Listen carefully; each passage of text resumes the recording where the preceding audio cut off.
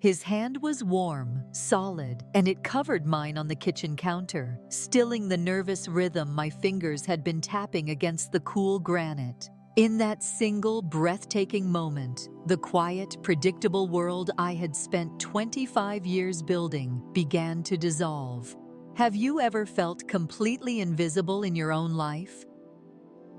This story is about how one unexpected connection can shatter the comfortable silence you've mistaken for peace, forcing you to see the truth you've been ignoring for years. If this story already resonates with you, press 1 in the comments. I'm about to tell you everything. My name is Chloe, and at 48, I thought I had mastered the art of playing it safe. Love to me wasn't about fireworks and passion. It was steady, reliable, and predictable, like the comforting tick of the grandfather clock in our hallway. I'd married my college sweetheart, David, raised 2 wonderful children, and poured every ounce of my being into the home we built in a sleepy New England suburb. I never looked at another man, never even considered straying from the path I believed was the right one. I held on to the naive belief that if you followed all the rules, the ground beneath you would remain unshakable. But I was about to learn that the most dangerous tremors come from the cracks you refuse to see. Please listen to my story and don't make the same mistakes I did. It all started with a sound so small I almost missed it. A tiny drip. Drip, drip under the kitchen sink. At first, it was just a few beads of moisture clinging to the U-bend pipe after I'd run the dishwasher. I'd grab an old dish towel, wipe it dry, and move on, dismissing it as a quirk of an old house. But a few days later, the quirk had become a problem. A small, insidious puddle was creeping across the dark slate tile, its edges soaking the corner of the small rug I kept by the sink. That's when I knew I needed help. My husband, David, was away on business, a big tech conference in Denver. I always hated it when he traveled. The house, which once bustled with the energy of our kids, now felt cavernous and empty, amplifying my loneliness. With both our children grown and living their own lives hours away, the silence could be deafening. I could have called a plumber, of course. It would have been the sensible thing to do, but David had always relied on his best friend Liam for these kinds of things. He's practically family, David would always say, and he was right. Liam was more than a friend. He was a fixture in our lives. He was the best man at our wedding, his arm thrown around David's shoulders in half our photos.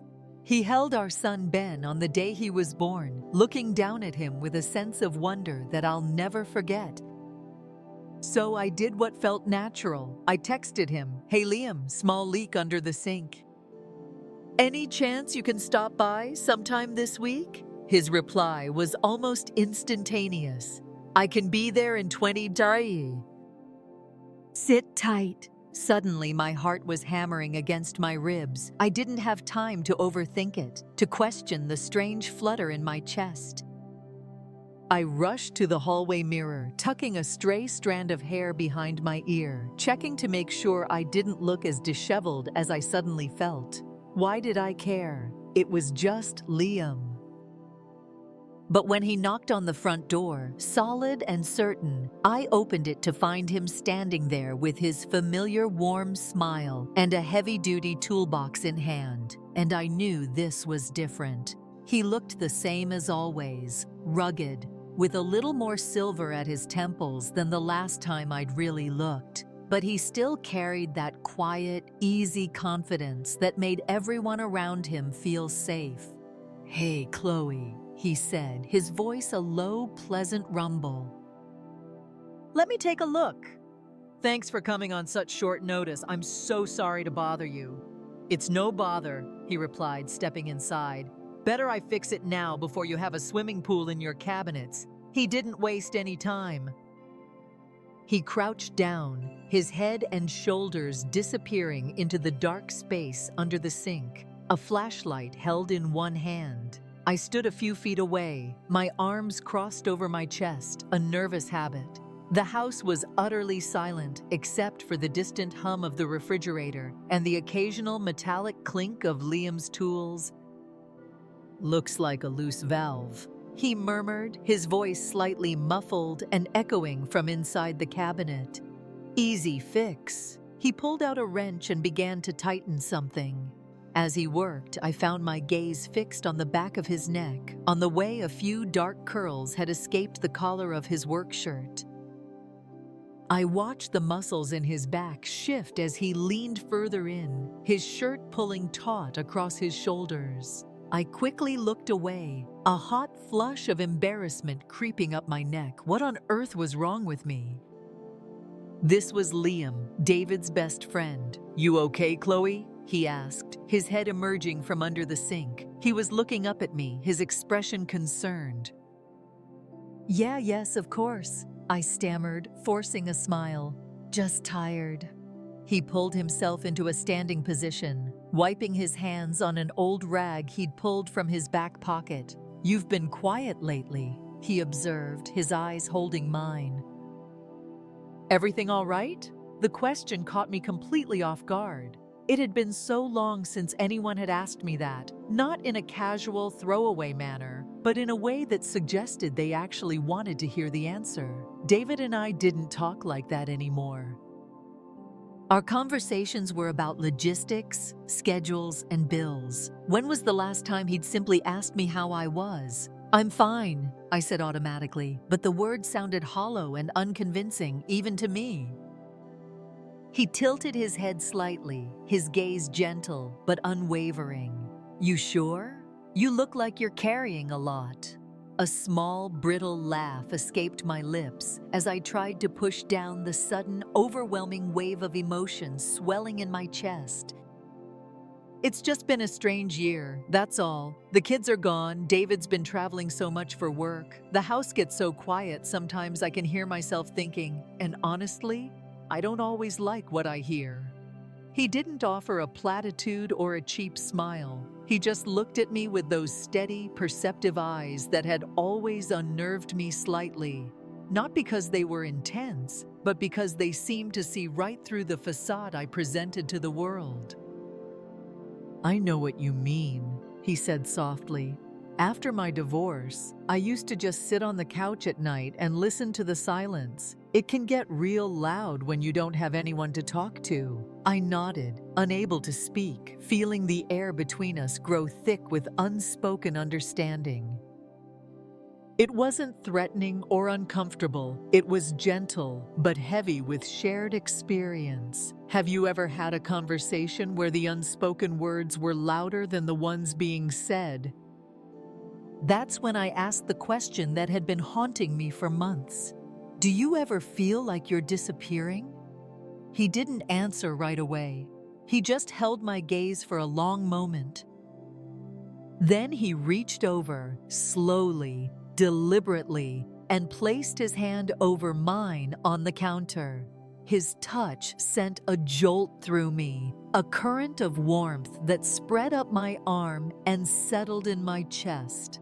"Only when I start pretending I'm fine," he said, his voice barely a whisper. My breath caught in my throat. His hand was so warm, so real. It was a familiar hand, one I'd shaken 100 times, but this time it felt completely different.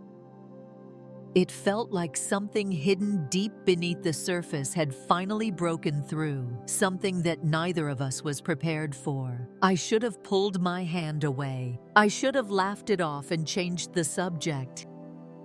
That would have been the safe thing to do, but I didn't. Instead, I looked down at our hands, his strong and calloused, mine resting small and still beneath it. Then I looked up at his face, and for a moment, just a single suspended moment, the entire world outside that kitchen faded away. The ticking clock, the humming refrigerator, even the now silent faucet, it all disappeared. There was only the quiet, charged space between us. Mike broke the silence first, his voice low and intimate. "You don't have to keep pretending, Chloe." not with me. And that's when it happened. My heart didn't just skip a beat, it felt like it stopped completely for a second.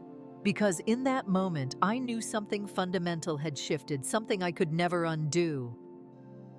I didn't sleep a wink that night. I lay in the king-sized bed that felt far too big for one person, replaying that moment in the kitchen over and over again. The weight of his hand, the quiet truth in his eyes, the way my name sounded on his lips as if it meant something more than just a name. Later that evening, David called. I scrambled to put on my usual voice, the cheerful, composed wife. "Hey! How's Denver? Cold, boring, full of guys in cheap suits trying to one-up each other with sales projections," he laughed. "How's everything at home?" "Fine. Quiet," I said, my voice betraying nothing. "Oh, the sink started leaking, but Liam stopped by to fix it." "Good man," David said without a second thought. "Told you he'd take care of it." Yeah, he did, I thought, in more ways than he'll ever know. After we hung up, I found myself standing at the kitchen sink, wiping at the perfectly dry counter, trying to calm the frantic beating of my heart. I wasn't sure what I was feeling. Guilt, certainly, but beneath the guilt was something else, something powerful and terrifying. It was the feeling of being seen.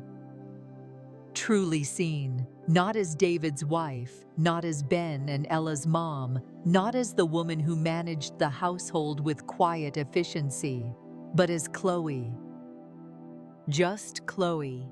And I hadn't realized how desperately I'd been starving for that feeling. Before I go on, I need to ask you something. Do you think I'm crossing a line just by feeling this way? Press 1 if you think this is a wake-up call I desperately needed. The next morning, I threw myself into a flurry of activity, desperate to outrun my own thoughts.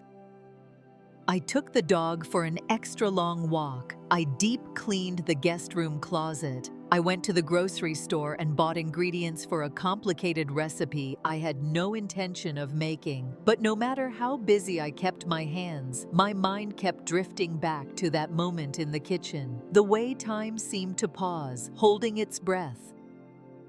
The way his hand covered mine. I didn't reach out to him, and I didn't need to. He texted me first. "Hey, you okay?" Just those 3 simple words, but they hit me like a physical blow. I stared at the message on my phone for a long time before my thumbs finally moved. "I don't know, maybe. Can we talk?" He came over that afternoon. There was no toolbox this time. It was just him, dressed in a soft gray flannel shirt and jeans that made his eyes look even bluer. He looked different, or maybe I was just seeing him differently now. I let him in, my hands trembling slightly as I made us both a cup of tea, needing something to do. We sat on the back porch, the late autumn sun casting long golden streaks across the yard. The air was crisp, carrying the scent of dry leaves and distant wood smoke.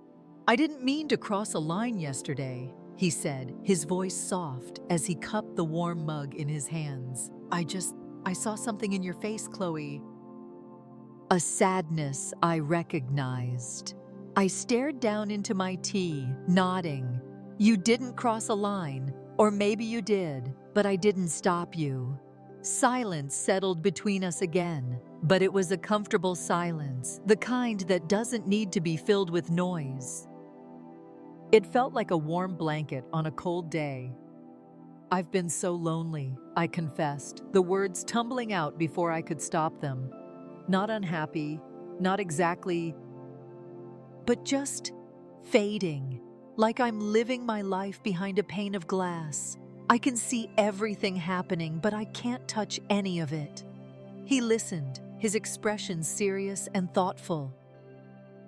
"I think we both have been," he said finally. There was a strange comfort in that admission, in knowing that I wasn't the only one sleepwalking through my days, but there was also a profound danger in it. It was like recognizing a deep hunger in someone else that perfectly mirrored your own. "I don't want to mess anything up," I said quietly, the words tasting like fear. "This life I've built, it might not be thrilling, but it's solid. It's safe." "Yeah," he said, his gaze drifting out towards the trees. "But sometimes safe can start to feel like a cage." "What do you do when the safest place in your world suddenly feels like a prison?" He looked back at me, a sudden memory lighting his eyes. "Do you remember that summer at Lake Winnipesaukee? The one where the four of us rented that cabin?" I was caught off guard, and a genuine smile touched my lips for the first time all day. "Of course. You and David spent the entire week trying to catch more fish than the other. And you spent the whole time reading by the water," he said, smiling back. "Every time I came back to the dock, you were there, bare feet in the sand, your hair pulled up in that messy bun." A warmth bloomed in my chest. "I didn't think you noticed." "I noticed everything." His words hung in the air between us, a truth so potent it felt like stepping onto a narrow, fog-shrouded bridge. One more step and I'd be somewhere I could never return from. He leaned in just slightly, his voice dropping even lower. "I'm not asking for anything, Chloe. I'm not trying to start something reckless. But if you ever need someone to talk to, someone who remembers who you are underneath everything else, I'm here." No judgment, no expectations. That was what broke me open. The truth was, I desperately wanted someone to remember the person I used to be, before motherhood and middle age had sanded down all my interesting edges, before I had become invisible, even in my own home. We sat there for a while longer, sipping our tea as the sun dipped below the horizon, painting the sky in shades of orange and purple. When he finally stood to leave, he didn't try to touch me again, not like before. He just gave my hand a brief, firm squeeze and a look that said everything he couldn't say out loud. As the door closed behind him, I stood in the growing darkness, my hand pressed against my chest. My heart was still beating, but it didn't feel like mine anymore. The days that followed were surreal. Nothing dramatic happened. There was no chaos or confrontation, but everything was quietly, fundamentally different. It was like waking up one morning to find all the furniture in your house had been shifted 2 inches to the left. You can still navigate the rooms, but nothing feels quite right. David came home from Denver 2 days later. He kissed me on the cheek, told me he missed me, and unpacked his suitcase as if nothing had changed. But I started noticing all the little things I had trained myself to ignore for years. The way his eyes were always on his phone or the TV when he spoke to me. The way our dinner conversations had become little more than a recitation of our daily schedules, like 2 coworkers sharing an office. I tried to remember the last time we had really laughed together, a deep, belly-aching laugh over something silly. We didn't do that anymore. We just drifted. And once you start to see the distance, it's impossible to unsee it. I didn't blame him, not entirely. This wasn't just his fault. We had drifted together. Liam and I didn't text or call. A part of me, the part that craved the feeling of being seen, desperately wanted to. But a larger part, the part that was terrified of the answer to the questions he'd awakened, knew I needed space to understand what was happening inside me. Then came Friday night. David had a last-minute dinner with a client he couldn't get out of. I told him I didn't mind, and I was surprised to find that I meant it. The moment I heard his car backing out of the driveway, the familiar ache of loneliness settled over the house. I poured myself a large glass of wine, put on some quiet music, and wrapped myself in a throw blanket on the back porch. The moon was a bright sliver in the inky sky, and the air smelled of firewood and pine. I didn't mean to text him. I truly didn't. But my fingers seemed to have a mind of their own. "Are you awake?" It only took a few seconds for him to reply, "Yeah, everything okay?" I hesitated, my thumb hovering over the screen.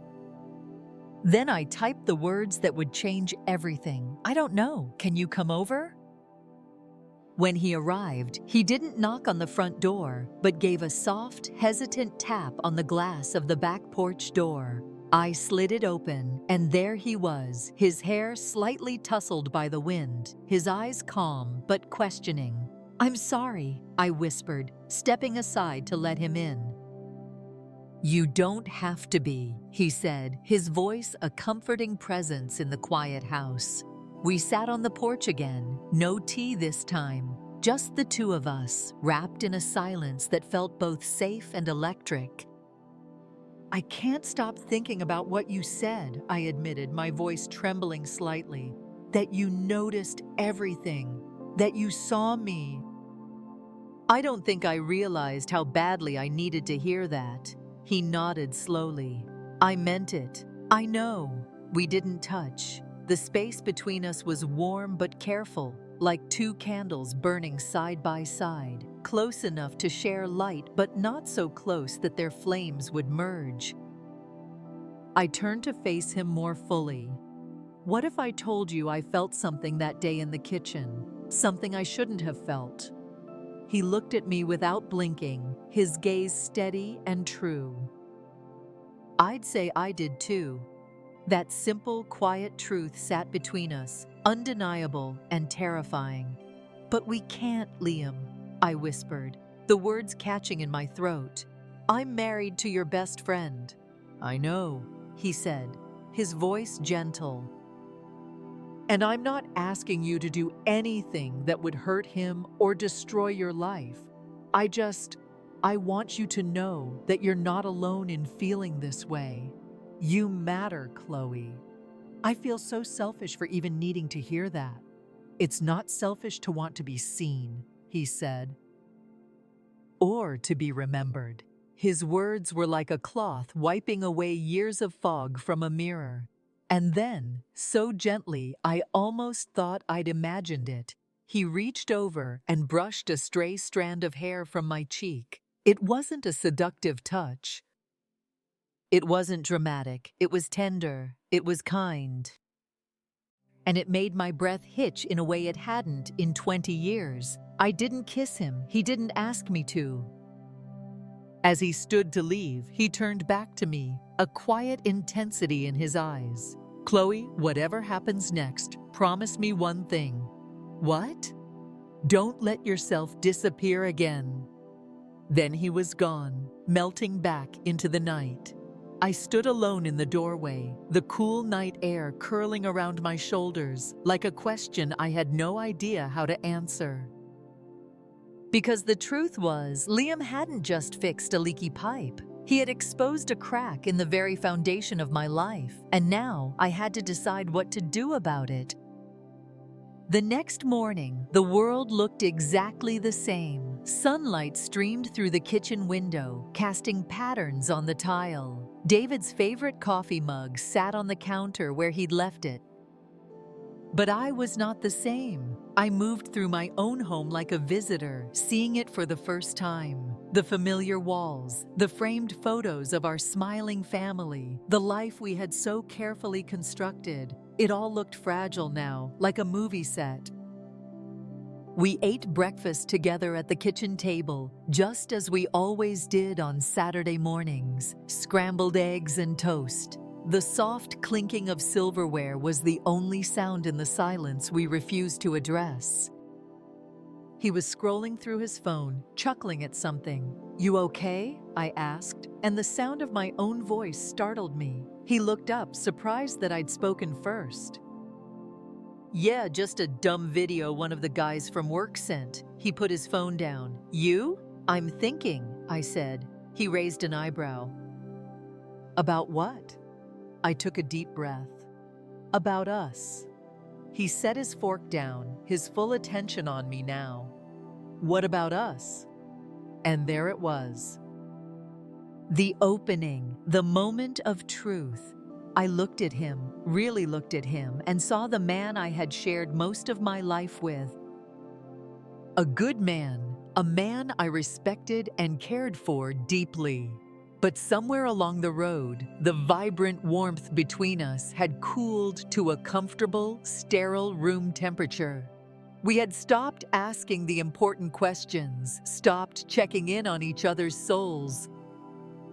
"I don't think we talk anymore," I said quietly. "Not really. Not about anything that actually matters." David blinked, looking confused. "Where is this coming from?" "I don't know," I said, the words spilling out in a rush of honesty. "Maybe I've just been feeling lost lately, like I'm living someone else's life. Like I'm disappearing inside a routine that used to feel comforting, but now just feels numb." He stared at me, his face unreadable. I braced myself for him to get defensive, to shut down, to dismiss my feelings. But instead, he leaned back in his chair and let out a long, heavy sigh. "You're right," he said, his voice barely a whisper. "I felt it too." His admission stunned me into silence for a moment. "You have." "Why didn't you ever say anything?" "Because I'm a coward," he admitted, looking down at his hands. "Because I didn't know what to do with it.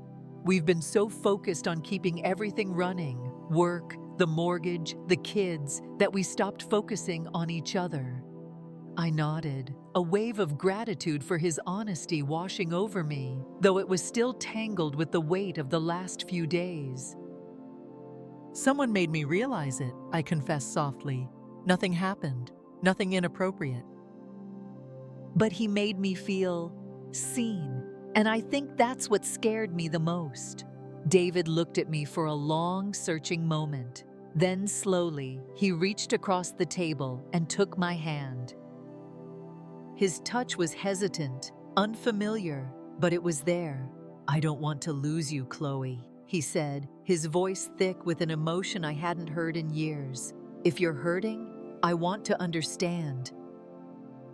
I want to do better. I want to find our way back." Tears I didn't know I'd been holding back stung the corners of my eyes. Not because his words had magically fixed everything, but because he meant them. Because they were a start. Somewhere deep inside the quiet, neglected corners of our marriage, the spark hadn't died completely. It had just gone dormant, waiting for someone to fan it back to life. We talked for hours that day, not just about the distance, but about our dreams, our fears, the people we used to be, and the people we still hope to become. It wasn't a dramatic movie screen miracle. It was just two people, finally choosing to be honest, finally choosing to show up for each other. Later that evening, as quiet settled over the house once more, I stood by the kitchen window, looking out into the dusky yard. I thought of Liam. I picked up my phone, my thumb hovering over his name in my contacts. I thought about everything I wanted to say, everything I owed him. Then, I set the phone down and walked outside into the cool, soft air. I whispered it into the dusk, knowing he would never hear me, but needing to say it all the same. "Thank you for waking me up." Because what Liam did wasn't about romance or betrayal. It wasn't about breaking vows. It was about connection. It was about holding up a mirror and reminding me that I was still here, still vibrant, and still worthy of being seen. And that single powerful reminder didn't just change a moment. It changed everything for good. This story is a reminder that sometimes the wake-up call we need comes from the most unexpected place, and that the biggest threats to a relationship are not always loud arguments, but quiet neglect. If you believe in the power of second chances, press 1 below, and don't forget to like and subscribe for more stories that explore the hidden corners of the heart.